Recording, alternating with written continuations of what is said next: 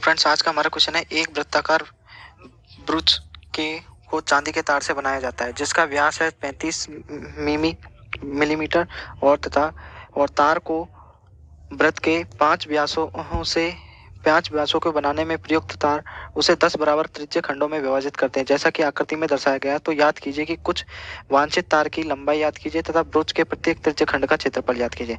तो आपको ब्रूच के प्रत्येक त्रिज्य खंड का क्षेत्रफल तो आपको आसानी से निकाल सकते हैं। तो पहले हम पहले वाला पार्ट करते हैं कि कुल वांछित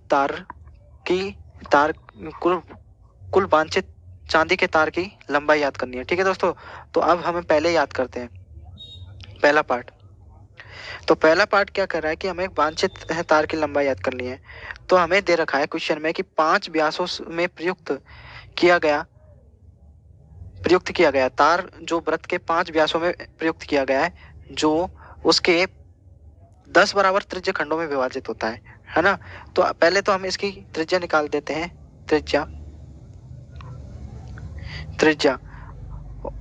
वृत्त की त्रिज्या, तो वृत्त की त्रिज्या कितनी है हमारे पास, व्यास दे रखा 35, तो 35/2 यानी हो जाएगा हमारे पास, इसको 35/2 mm में लिख लीजिए, आपको पॉइंटों में आगे दिक्कत हो सकती है तो इसलिए इसको ऐसे लीजिए। तो हम इसकी पहले परिधि निकाल लेते हैं कि परिधि की क्या हो जाएगी। तो परिधि हो जाएगी, वृत्त की परिधि हो जाएगी 2πr।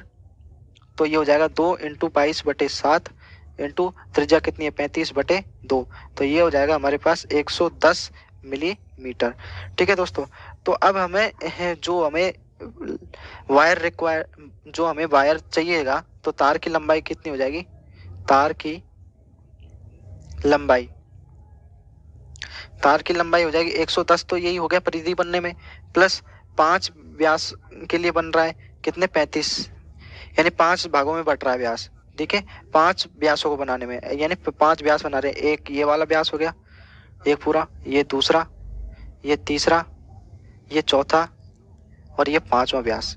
ठीक है दोस्तों, तो ये 5 व्यासों को बनाने में हमें कितना लगेगा, तो 5 × 35 कर दिया, व्यास का गुणा कर दीजिए 5 भागों में, तो ये हो जाएगा 110 mm प्लस ये हो जाएगा हमारे पास कितना 175 mm, तो ये हमारे पास हो गया टोटल 228 mm। तो ये हमारा पहला क्वेश्चन हो गया कि जो हमें तार की लंबाई चाहिएगी वो होगी 228 mm। ठीक है दोस्तों, तो यही हमारा क्वेश्चन था। अब आगे हमें क्या कर रहा है कि जो हमारा प्रत्येक 10 बराबर त्रिज्य खंडों में बांट रहा है, तो वृत्त के सभी कोणों का योग कितना होता है 360 डिग्री।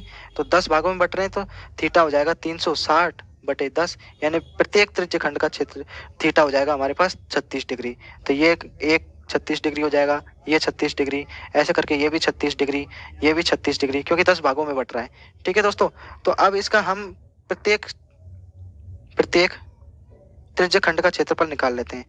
त्रिज्य खंड का क्षेत्रफल क्या हो जाएगा, θ/360 × πr² होता है।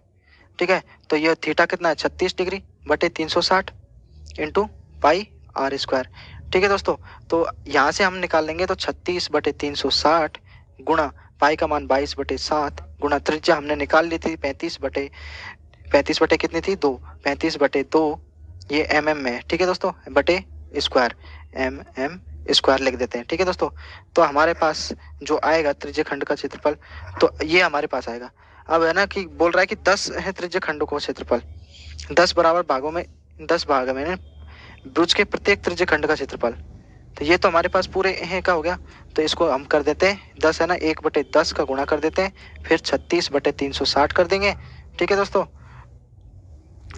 ये हो जाएगा 36 यानी ये प्रत्येक त्रिज्य खंड का निकालना ना, तो ये हो जाएगा 1/10 हो जाएगा हमारे पास, इंटू 22/7 इंटू 35/2 का होल स्क्वायर mm²। ठीक है, अब इसको आगे सॉल्व कर लीजिए, आगे आ जाएगा हमारे पास, इसको गुणा करेंगे, आप सॉल्व करेंगे तो 385/4 mm²। बस हमें यही निकालना था, प्रत्येक त्रिज्य खंड का क्षेत्रफल, बस यही निकालना था। ठीक है दोस्तों, बस थैंक यू।